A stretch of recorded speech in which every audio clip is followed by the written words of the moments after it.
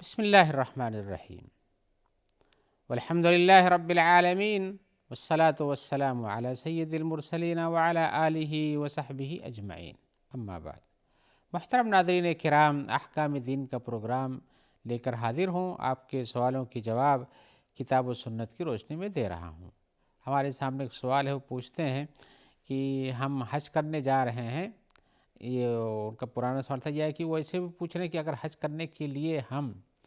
یوں سمجھیے کہ اپنے گھر سے نکلتے ہیں اور ہمیں ہوائی جہاز پہ چڑھنا ہے، لیکن ہوائی جہاز کے اندر ہمارے لیے کپڑا بدلنے وغیرہ کی اتنی سہولت نہیں رہتی ہے،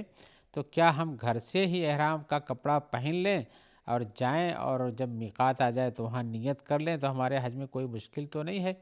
تو جواب ہم کہتے ہیں کہ نہیں، نہ آپ کے حج میں مشکل ہے، نہ آپ کے عمرہ میں مشکل ہے۔ کہیں بھی ایسا کریں، اگر آپ پہلے سے کپڑا پہن لیتے ہیں جاتے ہیں تو کچھ حرج نہیں ہے، اس لیے کہ احرام کی پوزیشن تو اس وقت شروع ہوتی ہے جب آپ میقات سے نیت کر کے آگے بڑھتے ہیں۔ اگر آپ پہلے سے پہن لیتے ہیں اور وہاں سے نیت کرتے ہیں تو وہ نیت چونکہ میقات سے پہلے ہے، اس لیے وہاں محرمیت نہیں آتی کہ چلو یہ چیز محرم ہو گئی ہے، بلکہ آپ کو میقات کے بعد سے اس کا کام شروع ہوتا ہے۔ لہذا آپ کا کپڑا پہن کے جانا کچھ حرج نہیں ہے، آپ کی نیت میقات سے ہونی چاہیے، جہاں سے حج و عمرہ کے لیے جانے سے پہلے نیت کر کے آگے آدمی بڑھتا ہے۔ لہذا آپ کے لیے کوئی ایسی دقت نہیں ہے، آپ پہنیں اور اس میں کچھ بھی پریشانی محسوس نہ کریں۔ آئیے، ہمارے سامنے ایک سوال ہے، وہ پوچھتے ہیں کہ مردوں اور عورتوں کی نمازوں کے اندر کیا فرق ہوتا ہے، خاص طور سے سجدے میں یا اسی طرح سے اور بھی رکوع وغیرہ میں؟ تو ایک جواب ہم بتانا چاہتے ہیں جو کہ مجمل ہے اور سب کو شامل ہے، وہ یہ ہے کہ مردوں اور عورتوں کی عبادتیں ایک ہی جیسی ہوتی ہیں، یعنی عبادتیں جو فرض ہیں مردوں کے لیے اسی طرح سے عورتوں کے لیے بھی فرض ہیں، اور جو عورتوں کے لیے فرض ہیں، عورتوں کے نام سے حکم آیا، وہ بھی مردوں کے لیے بھی فرض ہیں، الا یہ کہ صراحت کر دی جائے کہ نہیں یہ صرف عورتوں کے لیے خاص ہے، اور صراحت کر دی جائے کہ یہ طریقہ کار مردوں کے ساتھ خاص ہے۔ شریعت میں اگر ایسی کوئی صراحت موجود ہے تخصیص کی، تعین کی، تب تو وہ کام الگ ہوتا ہے اور دوسرے فریق کا کام الگ ہوتا ہے، لیکن اگر ایسے کوئی تخصیص اور تعین نہیں آئی ہوئی ہے تو مردوں اور عورتوں کی عبادت کا طریقہ کار ایک ہی ہے۔ اس وضاحت کے بعد ہم آپ کو بتائیں گے، جیسے سجدہ کرنے میں مردوں اور عورتوں کے سجدے میں کوئی فرق نہیں ہے، ایک ہی جیسا دونوں کا سجدہ ہوتا ہے۔ اور اس کی صراحت اس لیے ضروری ہے کہ کچھ لوگ عورتوں کے سجدے کے بارے میں کہتے ہیں کہ نہیں، اس کا چپک چپک کے رہنا زمین سے وہی زیادہ اس کے لیے ستر ہے اور وہی سجدے کا طریقہ ہے، لیکن ایسی کوئی صراحت حدیثوں سے نہیں ملتی ہے کہ اس کا سجدہ مردوں کے سجدے سے الگ ہوتا ہے۔ اور اسی طرح سے رکوع کا معاملہ بھی ہے، اسی طرح سے ہاتھ باندھنے کا معاملہ بھی ہے، اور بہت سارے کام سب ایک ہی جیسے ہیں۔ بس فرق جو ہے وہ میں بتا دینا چاہتا ہوں، فرق یہ ہے کہ وہ اپنی تلاوت بلند آواز سے نہیں کریں گی، یعنی جیسے مردوں کی جہری نماز کی تلاوت بلند آواز سے ہوتی ہے، عورتوں کی نماز جو ہے یہ جہری طور پر نہیں رہے گی بلکہ آہستہ سے پڑھیں گی، الا کہ اگر کوئی امام ہو اور اپنے بہنوں کو پڑھاتی ہو تو اس کی آواز تو بلند رہے گی کچھ، لیکن اتنی بھی نہیں بلند ہونی چاہیے جیسے کہ مردوں کی آواز بلند کر کے باہر تک سنائی دیتی ہے۔ اور یہی کام ان کا یہی، چاہے وہ فرض نماز پڑھتی ہوں، چاہے کوئی سنت کی نماز پڑھتی ہوں، کوئی نفلی نماز پڑھتی ہوں، تہجد کی نماز پڑھتی ہوں، تراویح کی نماز پڑھتی ہوں، سب کے لیے ان کا طریقہ کار یہ ہے کہ آواز ان کی بلند نہیں ہونی چاہیے۔ اور دوسرا فرق جو یہ ہے کہ اگر امام، عورتیں مثال کے طور پر مردوں کے ساتھ نماز پڑھ رہی ہیں اور امام صاحب کی کوئی غلطی ہو اور عورت کو پتہ یقیناً چلتا ہے کہ ان کی غلطی ہو رہی ہے، یا اس طرح سے عورتوں کی امام بھی عورت ہی ہو تو بھی انہیں تسبیح کی وجہ سے، جیسے ان کو لقمہ دینے کے لیے سبحان اللہ پڑھا جاتا ہے یا کوئی آیت بتائی جاتی ہے، سبحان اللہ کی جگہ پر ان کو ہاتھ سے تالی مارنا چاہیے، یوں ہاتھ کپ کو تھپتھپانا چاہیے، جس سے پتہ چلے امام کو کہ نہیں کوئی غلطی ہو رہی ہے، میں اصلاح کرنے کی ضرورت ہے۔ یہ دو فرق پائے جاتے ہیں جو حدیثوں میں وارد ہیں۔ لہذا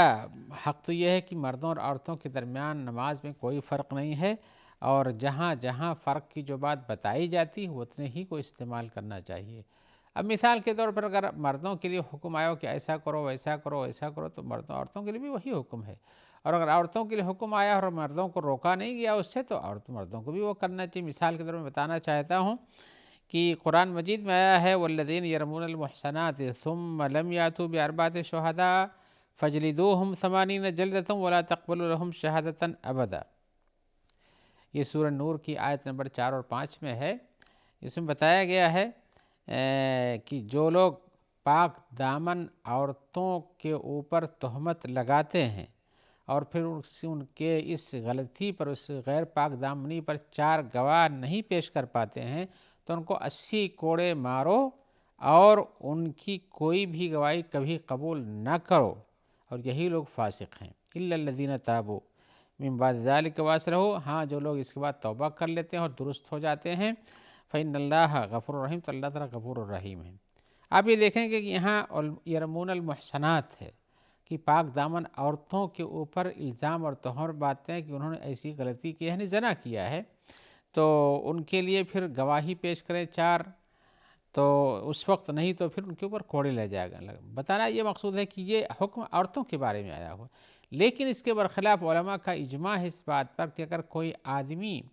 یا چاہے کوئی عورت کسی مرد کے اوپر بھی،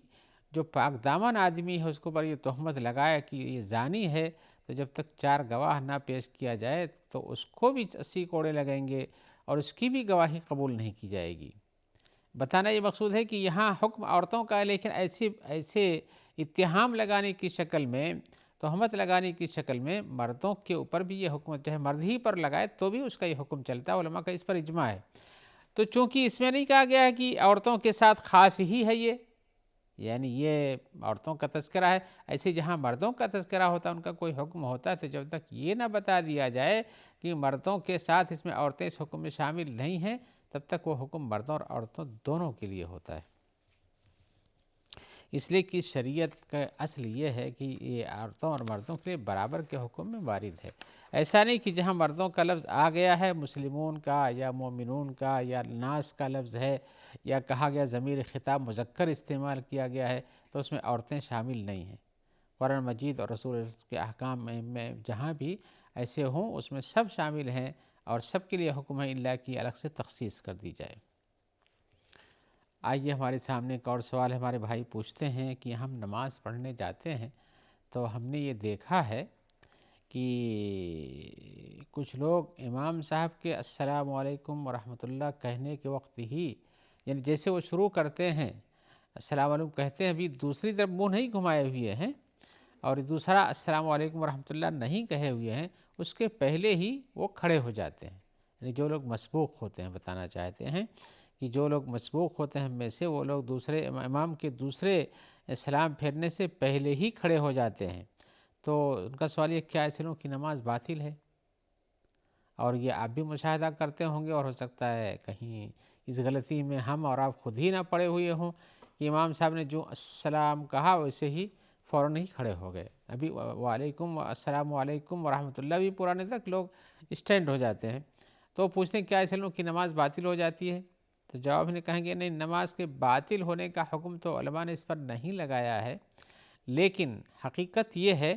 کہ امام جب بنایا گیا ہے اس لیے کہ اس کی اقتداء کی جائے، یعنی جب اللہ اکبر کہتا ہے تو آپ کو بھی پیچھے اللہ اکبر کہہ کے اس کے ساتھ شامل ہو جاتے ہیں۔ اس کے پہلے تو آپ اللہ اکبر نہیں کہتے ہیں کہ امام صاحب بھی کھڑے ہی ہیں کہ آپ اللہ اکبر کہہ کے نیت باندھ اور کہیں کہ ہم امام صاحب کے ساتھ نماز میں ہو گئے، ایسا نہیں ہوتا ہے۔ بلکہ حق یہ ہے کہ امام صاحب کی تکبیر تحریمہ کے بعد آپ کو تکبیر تحریمہ کر کے نماز میں شامل ہونا چاہیے، اس لیے کہ آپ کو امام کی اقتداء کرنی ہے، امام سے آگے جا کر کچھ نہیں کرنا ہے۔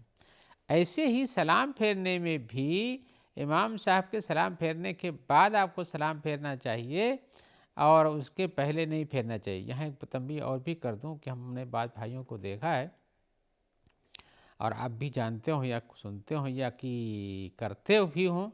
یہ کہ جیسے امام صاحب السلام علیکم کہتے ہیں، مقتدی بھی پیچھے انہی کے ساتھ ہی السلام علیکم کرنا شروع کر دیتا ہے، اور جب دوسرا سلام کرتے ہیں اس کے ساتھ ہی دوسرا بھی سلام کرتا ہے۔ اگر خدا نخواستہ اس میں امام صاحب کے سلام کرنے سے پہلے ہی آپ نے سلام کر لیا، السلام علیکم کہا، انہوں نے آپ نے پہلے ختم کر لیا، دوسری طرف آپ نے ان کے پہلے ہی پھیر دیا منہ، تو اس میں بھی یہی حکم آتا ہے کہ وہ امام صاحب کی یا تو آپ کھڑے ہو جائیں یا کہ ان سے پہلے کر لیں۔ کھڑے ہونے کا مطلب بھی امام صاحب سے الگ ہونا ہے۔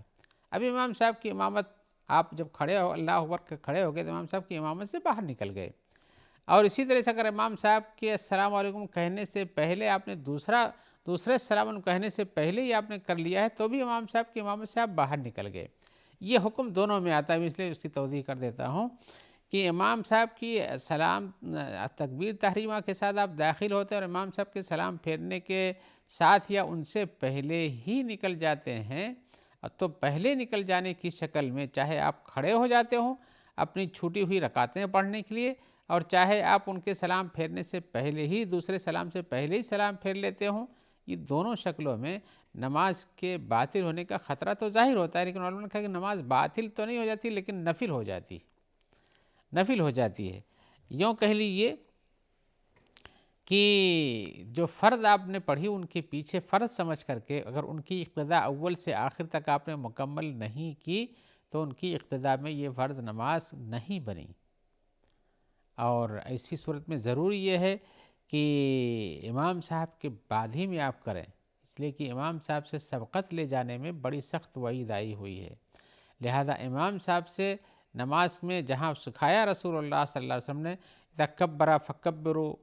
وَإِذَا سجدہ فسجدوا، جب اللہ اکبر کہے تو تم اس کے بعد اللہ اکبر کہو، فکبروا کا مطلب یہ کہ اس کے بعد کرو، اور جب سجدہ کرے تو اس کے ساتھ، یعنی اس کے پہلے نہیں جاؤ، اس کے ساتھ میں یا اس کے بعد میں جاؤ۔ ساتھ میں بھی جانے من نماز باطل نہیں ہوتی ہے، لیکن اس میں احتمال رہتا ہے کہ آپ سبقت لے جا سکتے ہیں، اور سبقت ہی نماز کو باطل کرتی ہے۔ لہذا اس کے بعد اللہ اکبر کہے، اس کے بعد آپ اللہ اکبر کہیں۔ رکوع میں جاتا ہے، جب وہ اللہ اکبر کہہ کے رکوع ہی میں جاتا ہے تو آپ بھی اس کے بعد اللہ اکبر کہہ کے رکوع میں جائیں، لیکن اس کے پہلے نہ جایا کریں۔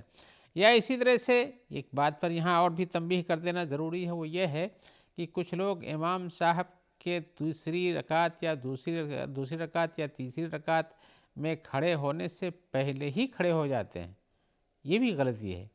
کسی بھی امام کے پیچھے نماز پڑھتے ہوئے آپ کو امام سے پہلے کھڑا بھی نہیں ہونا چاہیے، امام سے پہلے رکوع بھی نہیں کرنا چاہیے، امام سے پہلے سجدہ بھی نہیں کرنا چاہیے، اور امام سے پہلے السلام علیکم ورحمۃ اللہ کر کے خارج بھی نہیں ہونا چاہیے۔ تو آپ کا جو سوال ہے کہ جو نماز پڑھتے ہیں تو امام صاحب کے دوسرے سلام پھیرنے سے پہلے ہی کھڑے ہو جاتے ہیں تو کیا ان کی نماز باطل ہے؟ میں کہتا ہوں باطل کا حکم تو لوگوں نے نہیں لگا، لیکن کہا کہ یہ نماز نفل ہو جاتی ہے۔ اس لیے کہ بھی کسی امام صاحب کے پیچھے آپ نے اقتداء کی تھی فرض پڑھنے کے لیے مثال کے طور پر، اور آپ ان کے پیچھے فرض پڑھیں تو فرض کے جو احکام ہیں اس کو پورا کرنا چاہیے تھا اور نہیں پورا کر سکے ہیں، تو نماز کا طور طریقہ چونکہ درست ہے لیکن نفلی نماز کا جواب مل سکتا ہے۔ لہذا اگر ایسی صورت میں ہو جائے تو ایک حکم اور بھی پوچھنے کی ضرورت ہے، وہ یہ ہے کہ جو آدمی ایسا کر جائے کیا اس کی جب نماز صحیح نہیں ہوئی فرض کی تو کیا کرنا چاہیے؟ تو حق یہ ہے کہ اس کو دوبارہ اپنی نماز پڑھنی چاہیے۔ لہذا ایسی غلطی سے بچیں، امام صاحب سے نماز میں سبقت نہ لے جائیں، نہ تکبیر تحریمہ میں، نہ رکوع میں، نہ سجدے میں، نہ کسی اور رکن میں، حتیٰ کہ سلام پھیرنے میں بھی اس سے آگے نہ بڑھیں، اس کے سلام پھیرنے کے بعد پھیریں۔ ورنہ اگر کہیں آپ نے ایک ہی سلام پھیرا یا پہلے ہی سلام کے مکمل ہونے کے ہوتے ہی آپ کھڑے ہو گئے، دوسرا سلام امام صاحب نے پھیرا ہی نہیں، تو آپ کی یہ نماز باطل ہو سکتی ہے اور آپ کو دوبارہ فرض پڑھنا پڑے گا۔ ہاں، ایک سلام کی بات ہو سکتا ہے کوئی یہاں سوچے کہ بھئی ہم نے دیکھا ہے کچھ جگہوں پر لوگ ایک ہی سلام پھیرتے ہیں، جیسے نماز جنازہ میں آپ نے شاید کبھی دیکھا ہو، تو علماء نے کہا کہ نفلی نمازوں کے اندر جو فرض نہیں ہیں اس میں ایک سلام سے بھی آدمی نماز سے نکل جاتا ہے، لہذا وہاں تو گنجائش ہے، لیکن یہ ہم جو آپ سوال کر رہے ہیں وہ فرض نماز کی بات کر رہے ہیں۔ لہذا فرض نماز کے اندر آپ کو ایک سلام کے پھیرنے کے بعد نہیں بلکہ دوسرا سلام جو امام صاحب پھیرتے ہیں اس کے بعد چاہے آپ کھڑے ہوں اپنی چھوٹی ہوئی رکعتوں کو ادا کرنے کے لیے، اور چاہے آپ کو نکل کر جانا ہو تو بھی، لیکن اس کے پہلے ایسا نہ کیجیے۔ آگے کا سوال ہے، پوچھتے ہیں کہ ایک عورت ہے جس نے آج کے 7 سال پہلے شادی کیا تھا یا جو بھی کیا ہو، تو اور یہ ڈاکٹری رپورٹ سے پتہ چلا ہے کہ شوہر کو بچے نہیں پیدا ہو سکتے ہیں، تو کیا عورت کو طلاق مانگنے کا حق ملتا ہے کہ نہیں، یا کیا کرنا چاہیے اسے؟ تو جواب ہم یہ کہیں گے کہ جی ہاں، اگر کوئی ڈاکٹری رپورٹ سے صحیح طور سے پتہ چل جاتا ہے ایک جگہ یا دو جگہ سے رپورٹ کیا ہے اور علاج کرنے سے کوئی فائدہ نہیں ہے، جس طرح کی بیماریوں کے الگ الگ اسٹیج ہوتے ہیں، میں اس لیے کہہ رہا ہوں علاج کرنے سے کوئی فائدہ نہیں ہو رہا ہے، اسٹیج ہوتے ہیں، جس اسٹیج میں یہ پتہ ہے کہ اس میں کوئی علاج نفع بخش نہیں ہے، سرے سے ایسی صورتحال پائی ہی نہیں جاتی ہے، کچھ کی کمزوری ہو وہ الگ بات ہے، یا احتمالات کم ہوں وہ الگ بات ہے، لیکن سرے سے اس کی پوزیشن ہی نہیں بنتی ہے، تو ایسی صورت میں یہ بات کہی جا سکتی کہ ہاں عورت اس سے اپنا طلاق مانگ سکتی ہے۔ اس لیے کہ کسی بھی انسان کو، مرد ہو یا عورت ہو، آدم کی اولاد کو مرد ہو یا عورت ہو، اس کو حق ہے کہ وہ اپنے لیے بچے پیدا کرے، مرد کو جیسے بچے چاہیے عورت کو بھی بچے چاہیے، اور اگر کوئی مرد یعنی بچے پیدا کرنے کے لائق نہیں ہے تو عورت کو بھی روکتا ہے تو یہ غلط ہے، لہذا اس کو بھی اپنا حق استعمال کرنے کا حق ہے، لہذا وہ نکاح بدلوا سکتی ہے، اور حدیث میں حکم آیا کہ شادی کرو ایسی عورتوں جو کہ بچے پیدا کرنے والی زیادہ ہوتی ہیں اور زیادہ یعنی محبت رکھنے والی ہوتی ہیں، تو مرد کو بھی اس کے مقابلے میں یہی حکم ہونا چاہیے کہ اس کو بھی بچہ پیدا کرنے والا ہونا چاہیے اور اس کو بھی محبت کرنے والا ہونا چاہیے۔ اگر ایسی صورتحال نہیں ہے اور ڈاکٹری سے ثابت ہے تو اس کو حق ہے کہ وہ اس سے طلاق لے سکتی ہے، لیکن اگر چاہے اس کی مرضی ہو تو اس کو رہنے بھی شریعت نہیں کہتی کہ آپ چھوڑی کہ طلاق ہی لے لو، رہ سکتی ہے۔ آئیے اسی جواب کے ساتھ ہم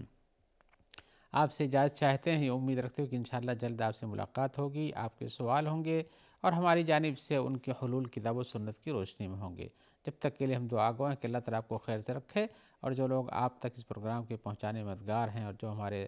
ناظرین ہیں، اللہ تعالیٰ سب کو اپنی عافیت میں رکھے اور اجر جزیل عطا فرمائے۔ والسلام علیکم ورحمۃ اللہ وبرکاتہ۔